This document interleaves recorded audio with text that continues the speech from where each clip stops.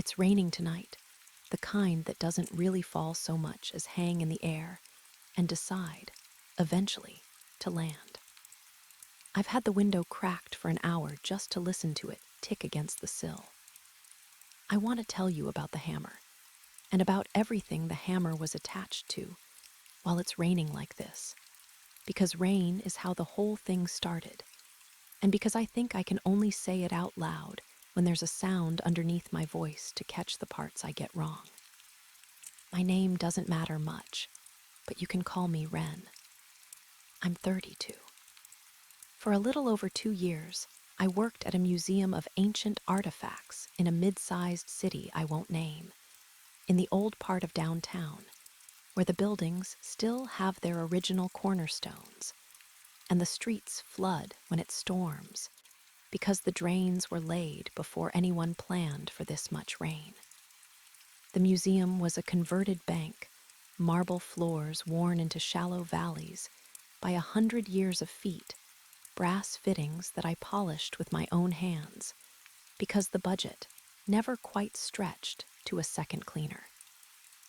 I loved it the way you love a house you grew up in, which is to say, completely, and without ever once asking myself why. I want you to understand how well I knew that place. Not the way a docent knows it, reciting the placards. I mean, I knew the temperature of each gallery by the smell of the air. I knew that the Mesopotamian seals sweated in August and had to be moved away from the south wall. I knew that the third case in the bronze room hummed at a pitch I could feel in my back teeth when the dehumidifier kicked on. I knew the exhibits the way you know the lines of your own palm. So well you stop seeing them, until one day the light hits at a strange angle, and you notice a scar you swear was never there. The hammer was in the Iron Age room, on the lower floor, in a long flat case under glass I had personally cleaned more times than I could count.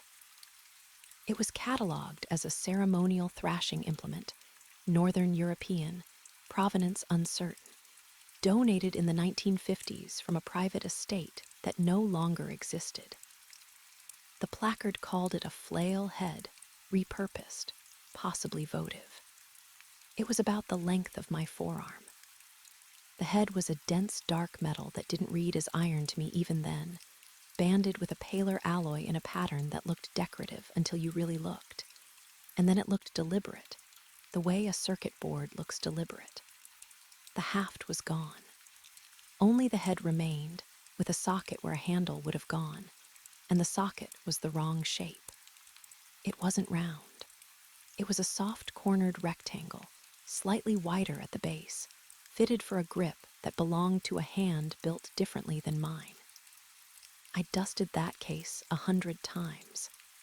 And then, on an ordinary Tuesday in the rain, I was crouched in front of it with a cloth, and a thought arrived in my head fully formed. The way a name you've been chasing all afternoon suddenly just appears. That's a dwarven warhammer. I want to be honest about how strange that thought was, because I'm not a fantasy person. I didn't grow up on those books. I never played the games. I couldn't have told you the difference between an elf and a dwarf, except in the cartoon shorthand everybody carries around. One's tall and pretty, one's short and angry. But the thought didn't come dressed as a guess. It came dressed as a memory. The way you'd look at a photograph of a kitchen and say, "That's my grandmother's kitchen," without having to reason your way to it. I knelt there with the cloth going still in my hand, and I felt the floor of my certainty tilt about 2 degrees. I told myself it was nothing. A pattern match. The brain loves to see faces in outlets and animals in clouds. But I didn't move for a long time, and when I finally stood up, my knees ached, and I realized I'd been crouched there long enough that the light through the high windows had changed. That night I went home and I couldn't sleep, which never happened to me. I always slept. People used to be jealous of how I slept, head down and gone in minutes, no dreams I ever remembered. But I lay in my apartment listening to the rain on the fire escape, and every time I closed my eyes, I saw that socket, that soft-cornered rectangle, and I felt my own hand trying to close around a grip that wasn't there, and I felt my fingers come up wrong. Too few, too thick, as if my hand remembered being a different hand. The next morning, I went in early, and I pulled the acquisition file.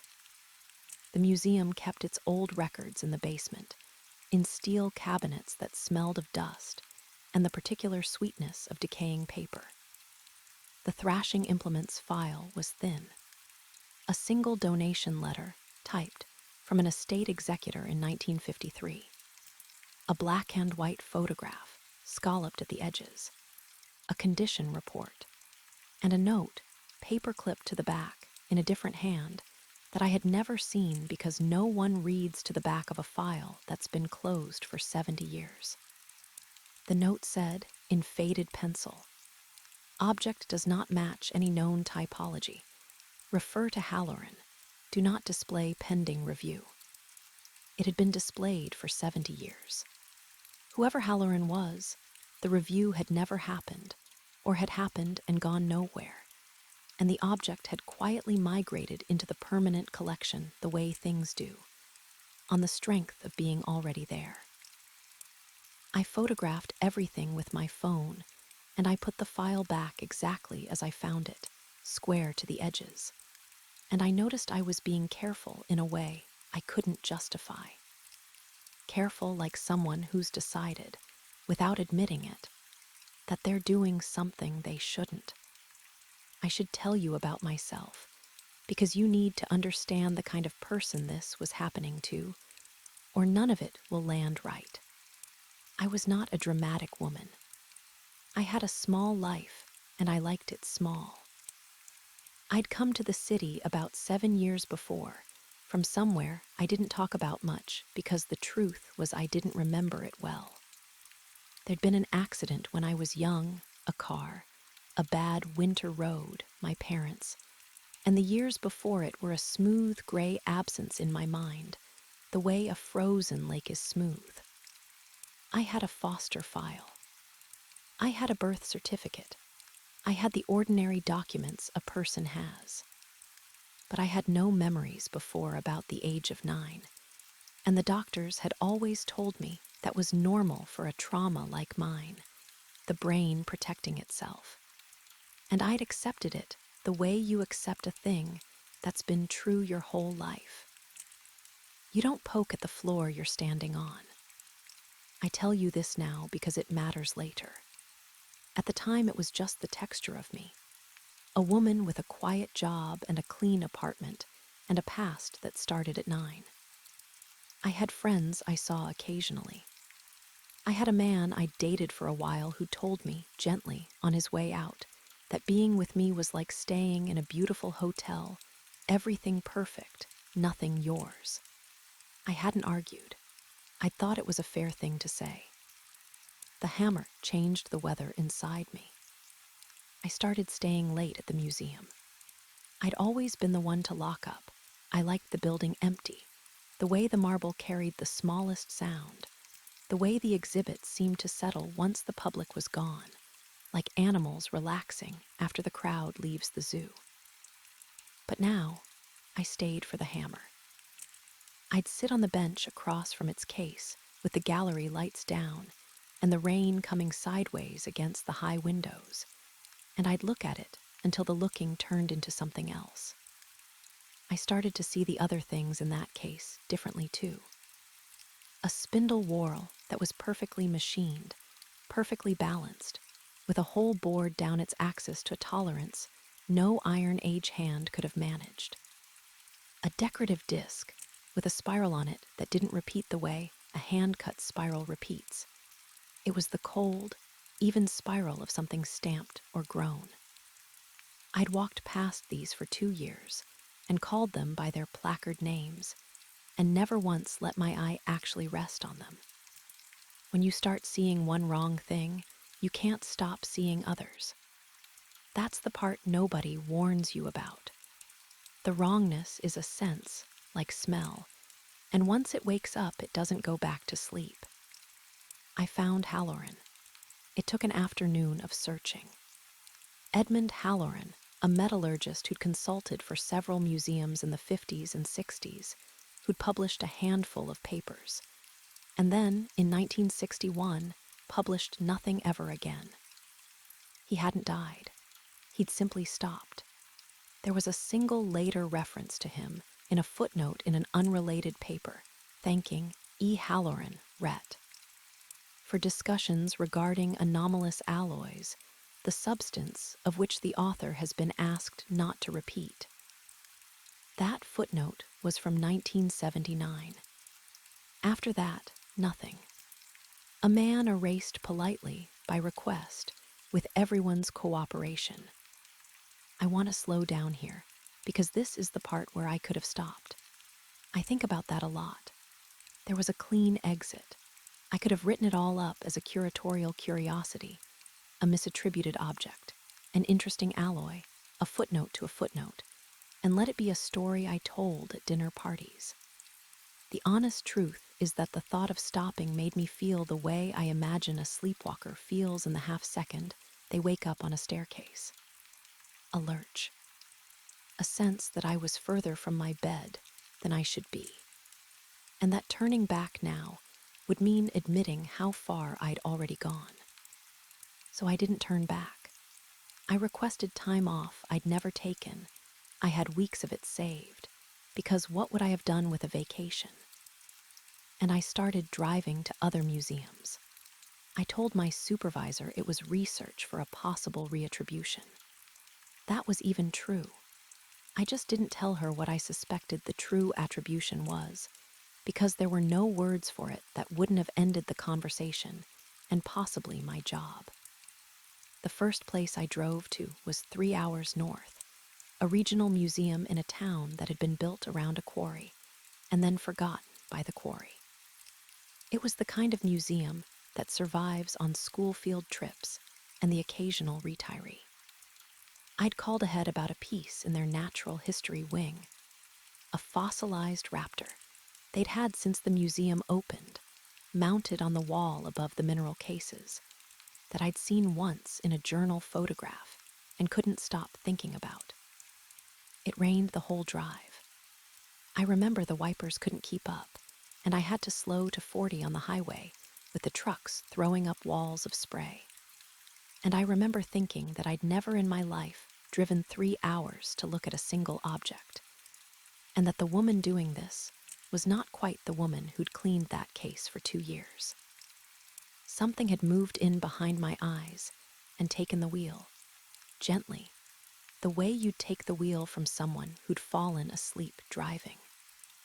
The raptor was not a raptor. I stood under it for a long time. The town museum let me up on a ladder because there was no crowd and the curator was bored and flattered that someone from a real museum had come all this way. Up close, with my face a foot from the mount, I could see the bones, and the bones were wrong in the specific, total way the hammer was wrong. The wing was too long. The breastbone carried a keel built for a load no bird that size could ever have needed to lift.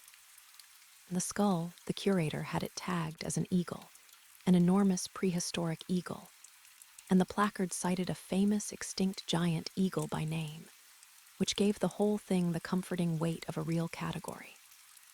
But the eye sockets faced forward like a hunter's, and the beak had a notch in it, a deliberate notch. The kind a falconer puts on a hood, except this was bone, grown that way, as if the creature had been built, bred, shaped to wear something on its head. To be ridden, maybe, to be guided. I thought the word before I could stop it. Rock, great rock. The bird that carries men in the old stories, the bird out of the sailors' tales, the bird so large it darkens the deck. And I thought, somebody, sometime, saw one of these alive and never recovered from it, and we've been telling the story ever since without knowing it was a true story badly remembered.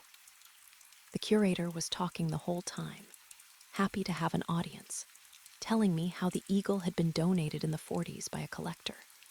Provenance uncertain, found in a crate in a barn with no documentation. The way half the good things in small museums arrive. Through a barn, through an estate, through a war, through somebody's grandfather who came home from somewhere with a thing he couldn't explain and put it in the attic. I asked, as casually as I could, whether the collector's name had survived. He went and looked. He came back with an index card. The name on the card was the same estate that had donated my hammer. I had to sit down on the curator's stool. I told him it was the ladder, the height, my balance. He believed me. People believe you when you give them a small, ordinary reason. The small, ordinary reason is the most powerful tool in the world. It's how a hammer can sit in a case for 70 years labeled as a farm tool. It's how a rock can hang on a wall labeled as an eagle. Nobody is hiding anything. Everybody is just reaching for the small, ordinary reason.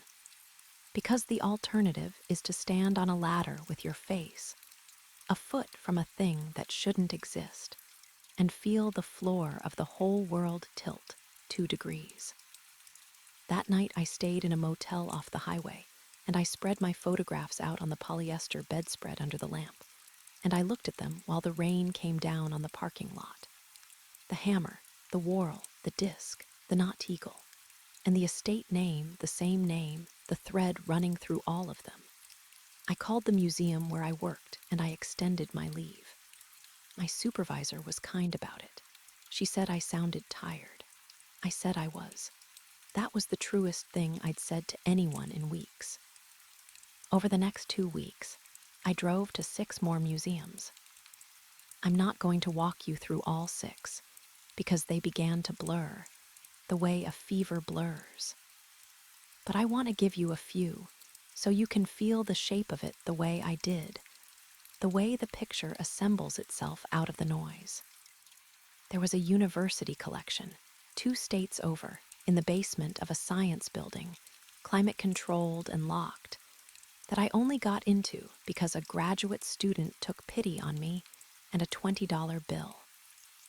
In a drawer labeled Worked Bone, Misc, there was a flute. Long, pale, drilled with finger holes. Except the holes were spaced for a hand longer than any human hand. The span between the first and last hole longer than my whole splayed fingers could reach. And the bore was bone. But the bone was hollow in a way bone isn't. Light as a reed, strong as steel when I pressed my thumbnail to it. I lifted it to my mouth. I shouldn't have, I know, but the student had stepped away, and I blew across the top, and it made a note that I felt in the bones of my own face, a low, pure tone that went on a half-second longer than my breath should have allowed, the way a struck bell rings on after the strike. The student came back, and I put it down, and my hands were shaking. The label called it Neolithic.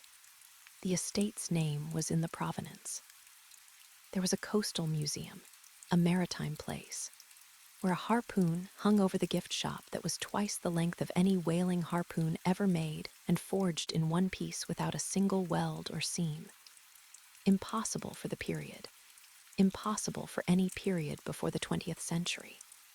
And along its length, almost worn away, a line of marks that the placard called decorative notches, and that I knew, the moment I saw them, were writing. Not a writing I could read, but writing, the unmistakable rhythm of a language, the way letters cluster and breathe, the spaces that are doing work. You can tell writing from decoration the way you can tell speech from birdsong, even in a language you'll never know. This was speech, frozen on a harpoon that no human arm could have thrown, hanging over a rack of postcards, while teenagers behind the counter scrolled their phones. And there was one more, the last one, that I have to tell you about properly. because it's where the floor finally gave way. It was a private collection, not a museum at all. I tracked it through the estate name, that thread I kept pulling, to a foundation that managed the assets of the long-dead family. And the foundation, it turned out, maintained a small study collection in a house in the country, open by appointment to qualified researchers. I qualified, barely, on the strength of my museum credentials, and a letter I wrote that was more careful than anything I'd ever written in my life. They gave me an afternoon. The house was at the end of a wet gravel road, behind a row of poplars that thrashed in the wind, and it was raining when I arrived and raining when I left. And inside it was the particular hush of a house that is more archive than home. A woman about my mother's age, if I'd had a mother I could picture, let me in and walked me through rooms of cased objects with the bored fluency of someone who has given the tour 1,000 times and stopped hearing herself. And in the last room, in a case all its own, there was a circlet. The placard in the family's own dense Victorian hand called it a ceremonial diadem, origin unknown, recovered with the founder's collection, ca. 1880. It was thin, almost weightless looking. A band of that same pale, bright alloy worked so fine it looked like something that had grown rather than been made, like frost on a window or the rim of a leaf. And it was sized for a head, but not a round head.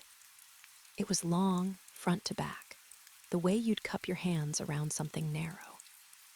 It was built for a skull shaped differently than mine, higher at the crown, drawn back, and set into the front of it, where it would have rested at the brow, was a single dark stone that wasn't a stone, that had a depth to it, that seemed to hold the room's gray light and turn it over slowly inside itself, the way water turns light. I stood in front of that case, and I understood 3 things at once, in the space of one breath, and each one was worse than the last. The first thing I understood was that this was an elf's crown, not a costume, not a fantasy. A real object made for a real head by hands that had a culture and a craft and a sense of beauty. And that head was not a human head. And the stories we tell about tall, fair people who live a long time and make beautiful things in the hills, those stories were the smoke of a fire that had actually burned somewhere, once. The second thing I understood was that all of it had come from the same place. The hammer, the rock, the flute, the harpoon, the crown, not the same country, the same place. They were too consistent. Across centuries of donations and barns and estates, the same alloy, the same impossible craft, the same wrongness in the proportions, wrongness that wasn't random but systematic, as if it were all the work of a few neighboring peoples who shared materials and knew each other, who were as real to each other as France is to Germany. There was a world. The objects were refugees from a world, and they had all been arriving here, into our museums and barns and attics, for at least 150 years, and probably much longer. And no one had ever assembled the picture, because no one had ever needed to look at the back of the file. The third thing I understood, and this is the one that buckled my knees, was that I recognized the crown. Not as a category, the way I'd recognized the hammer as a memory. I had seen this object before, not a similar object. This one. I knew the way the dark stone caught the light because I had watched it catch light before, in a different room, with different rain on a different window, when I was very small and looking up at it on someone's brow. I knew the weight of it without lifting it.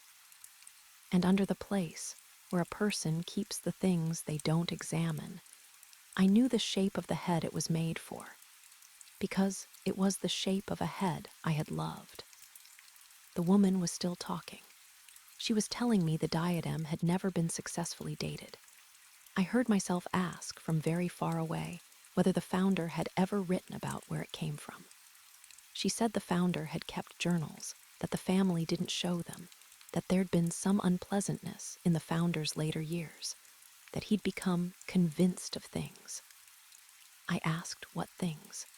She gave me the small, ordinary reason.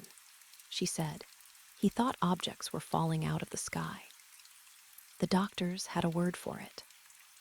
And she smiled the smile people use to close a subject, and she walked me back toward the door, and the rain was waiting. I sat in my car at the end of that gravel road for a long time without starting the engine. The poplars thrashed. The wipers were off, and the windshield ran with water until the world outside was just gray light moving, and I let it because I didn't want to see clearly. I was thinking about the word she wouldn't say, the doctor's word, and I was thinking about my own file, my own clean documents, my own gray lake of the years before 9. I was thinking about how I'd cleaned that Hammer's case for 2 years and never seen it, and then seen it all at once, as if a curtain had been pulled. And how a curtain only gets pulled if there's something behind it, and something behind it that someone, sometime, had a reason to hang. I'd been telling myself a story for weeks. The story was, a clever woman notices something everyone missed and follows the trail. It's a flattering story. We all want to be the one who notices. But sitting in that car, I felt the story turn over in the water like the light in the dark stone. And underneath, it was a different story. And the different story was about why I, specifically, out of everyone who'd ever walked past that case, was the one whose head produced the word dwarven fully formed, like a name remembered. Why the flute's note lived in my own bones.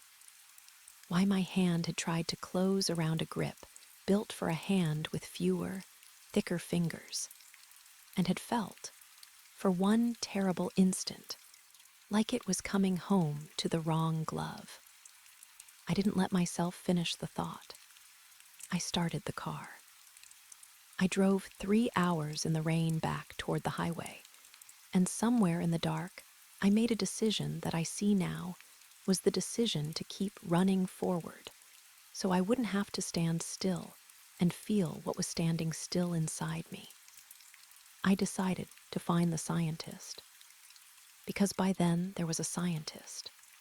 I haven't told you about him yet, and I should, because he'd been a thread too, surfacing in the margins the way Halloran had.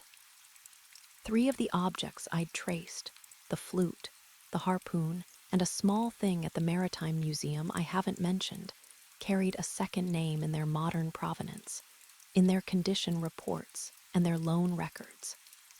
Not the estate, a consultant. The institutions had all, at one point or another in the last 40 years, sent these specific objects out for analysis to the same private laboratory, run by a physicist whose name I'll give you as Voss, because it doesn't matter, and because he asked me, later, to never use his real one again as long as I lived. And that's one promise out of all this that I'm keeping. Voss wasn't easy to find as a person, but he wasn't hidden as a name. He'd had a real career, once particle physics, then something adjacent to it that the obituaries of his colleagues described in careful, distancing language, the way you describe a friend's affair you didn't approve of. He'd left academia under a cloud in his 40s. He'd taken funding for a while from sources that the public record described only as private. And then the funding had stopped or changed shape, and he dropped out of the literature the way Halloran had, except that Voss, unlike Halloran, was still publishing, just not in journals. He had a website. It was the kind of website a brilliant person builds when no respectable venue will have them. Dense, self-published, footnoted to the teeth, equal parts genius, and the particular loneliness of a man talking to a wall. And in among the dense pages, almost buried, there was a section about what he called translation events, about the conditions under which, he argued, a region of space could be briefly stitched to another region, not far away in our universe, but adjacent to it, alongside it, a world running parallel and close, close enough that under the right pressures the membrane between them could be made to thin and open, and things could come through.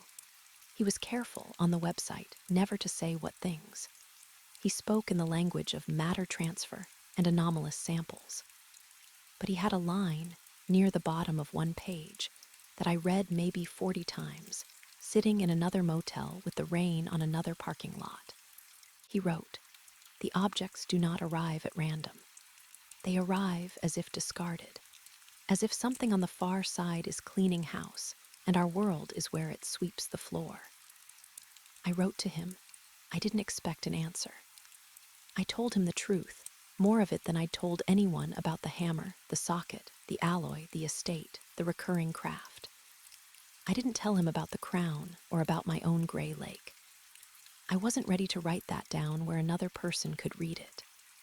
I sent it at 3 a.m. and I slept, finally, for the first time in weeks. A heavy, dreamless sleep like falling down a well. And when I woke, there was a reply. It said only, "You're the second person to ever send me that list. The first one I knew personally. Come." There was an address. It was a long way away, in a flat, dry part of the country that couldn't have been more different from my rainy city. And I drove there over 2 days. And I'll spare you the drive, except to say that the further I got from the rain, the more naked I felt, as if the rain had been a kind of clothing, and now anyone could see me. I kept the radio off. I talked to myself, a little, the way you do on a long, empty road. I asked myself out loud what I was hoping for. The answer that came back surprised me. I thought I wanted to understand the objects, but what I heard myself say, alone in the car with the desert going by, was, "I want to know if I'm one of them." Voss lived and worked in a building that had been a grain cooperative, a long, low concrete thing at the edge of a town that was mostly gone. He was older than his website's photo, of course. They always are. He was thin in the way of men who forget to eat, with a white beard kept just short of unkempt, and eyes that did the thing the best mind's eyes do, which is to look at you and visibly file you, sort you, weigh you, all while being perfectly polite. He made me tea. The inside of the building was nothing like its outside. Clean, ordered, racked with equipment I didn't understand, and quiet with the specific hum of machines that are always on. It reminded me, with a jolt, of the museum after hours. The same settled hush, the same sense of objects waiting. We talked for hours. I'm going to compress it, because most of it was him establishing that I wasn't a journalist, wasn't a crank, wasn't sent by anyone. And most of it was me realizing that the careful man in front of me was terrified, had been terrified for decades, and had been waiting his whole ruined career for someone to walk in with exactly my list, so that he wouldn't have to be terrified alone. He confirmed it, not in those words, he was too precise for those words, but he laid it out. There was a world adjacent to ours. He didn't know what its people called it or themselves. He only knew them through their discards, the way you'd know a neighbor only by their trash. The membrane between the worlds was not stable. There were places and times where it thinned naturally. He had a map, a real map, of where the objects clustered when you plotted them. And the clusters were not random. They fell along lines, along certain rivers and certain old roads and certain hills that show up in folklore again and again as places where you don't go after dark. And things fell through. Mostly small things. Mostly broken or worn or discarded things, which was why the objects we found were so often tools and fragments and single bones, the chaff of a civilization rather than its treasures. They're not invading us, he said. They're not even thinking about us. We're underneath them. We're the gap behind the wall where the lost things go. He turned his teacup in his hands. Do you know what's down the back of your own walls in your own house? Coins. A child's marble. A letter that slipped behind a drawer in 1970. You'll never see them. You don't think about them. That's us. We're the back of their wall.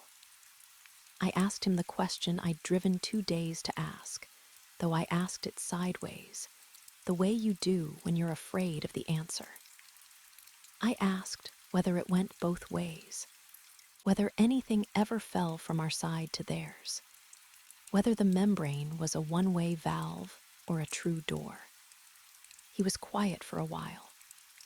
Outside, the dry wind moved against the concrete, and I missed the rain so badly in that moment that my eyes stung.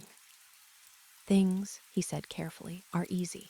A hammer doesn't mind which way it falls. It has no inside that has to survive the trip. He looked at me. People are harder.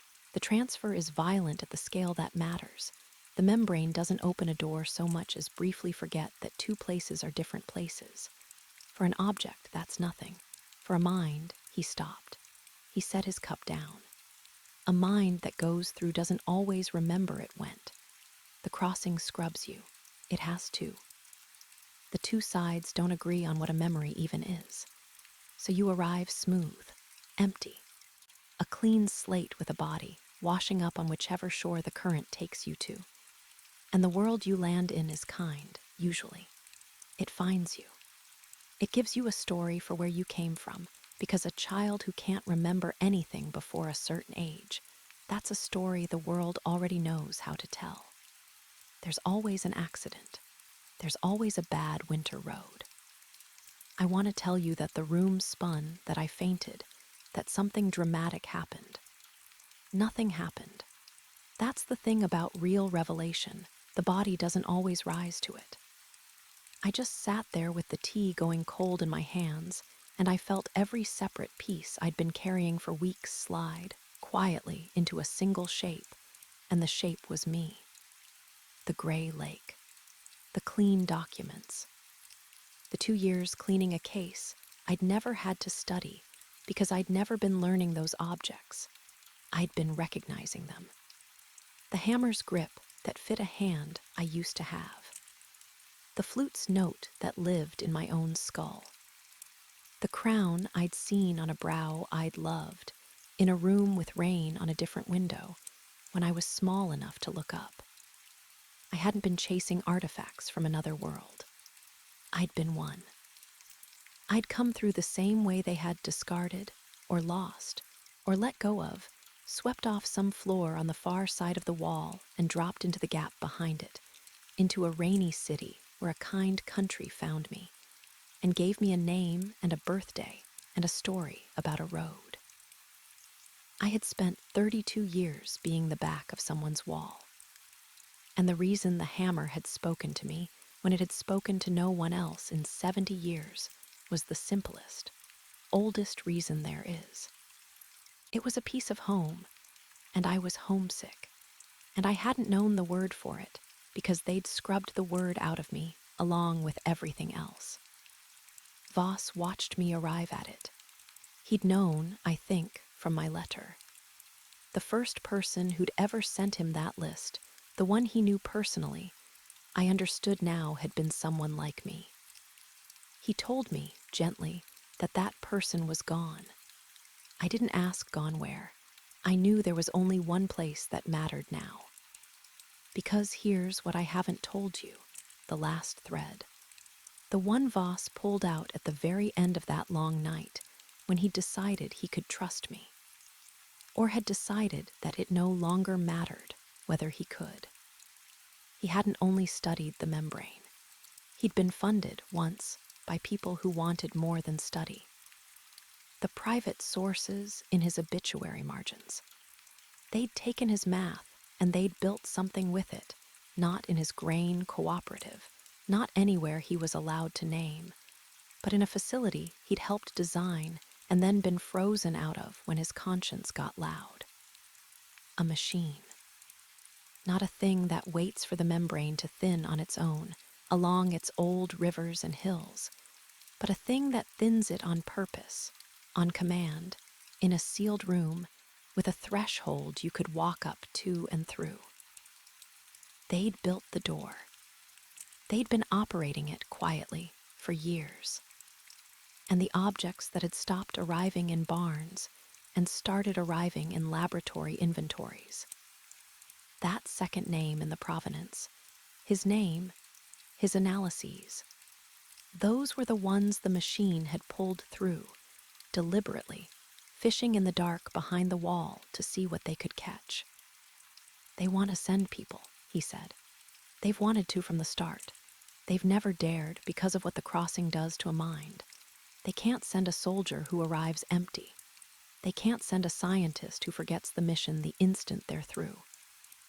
He looked at me, and there was something in his face that I've thought about every day since, something that was pity and hope and a terrible, terrible curiosity all at once.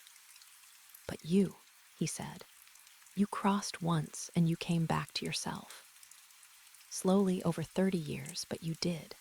The memories surface. The hammer, the flute. The crown, you didn't mention the crown, but it's in your face when you talk about the last collection, so I know there was a crown. You're proof it's survivable. You're proof a mind can cross and, given time, remember what it is. He spread his thin hands. They would give anything for you. They've been looking for someone like you since before you noticed that hammer.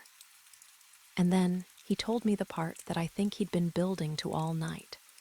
The part that was either the kindest thing anyone ever offered me or the cruelest. And I still can't decide which. And maybe that's the point. Maybe kindness and cruelty are the same gift seen from two sides of a thinning wall. He could get me in. He still had access of a kind, old codes, old loyalties, one or two people on the inside who owed him and were as sickened by the project as he was. He could put me in front of the door, not as their experiment, on my own terms before they ever got their hands on me, because the door didn't only open outward. It was the true thing, the two-way thing, the place where the two sides briefly forget their different places. And if I went through it westward, so to speak, back the way I'd come, I would arrive on the other side empty again, scrubbed clean again, a blank woman washing up on a shore. But it would be the right shore. It would be home, even if I never knew it was home, even if I arrived without the word for it, just as I'd arrived here without the word for it. The hand would fit the grip. The note would fit the bone. I would be a piece of that world that had been lost behind the wall for 32 years, finally swept back to the right side of the floor. Or, he said, you go back to your museum. You put it all down. You let me be the only one who knows, and I'll die soon enough, and it dies with me. And you live out your life in the rain in a city that loves you the way a hotel loves a guest. He used the word hotel. I'd never told him about the man who'd said that to me. He just knew, the way he knew about the crown, because some truths are written in the face for anyone trained to read writing where other people see decoration. I drove home. I want you to know that. I didn't decide anything in that grain cooperative. I drove the 2 days back to the rain, and I went back to work, and I cleaned the hammer's case, and for 3 weeks I tried to be a guest in the beautiful hotel of my life. I told myself the choice was made by not making it. I slept badly. I'd stand in the Iron Age room after hours with the rain on the high windows, and I'd look at the hammer, and the hammer would look back. And I'd feel the homesickness rise in me like water behind a wall. And I'd understand that there was no version of staying, that was actually staying. I was already gone. I'd been gone since I was small enough to look up at a crown. The only question was whether I'd spend the rest of my life pressed against the inside of a wall I could feel, but never name, or whether I'd let myself fall the rest of the way through. You already know what I chose, or you wouldn't be hearing this from where you're hearing it. Voss got me in. I won't tell you how, because two of the people who helped are still alive, and the door is still there. And I won't be the reason it closes for someone else who might one day need it the way I needed it. I'll only tell you the end, because the end is the part I've been walking toward this whole rainy night, and I think I can say it now.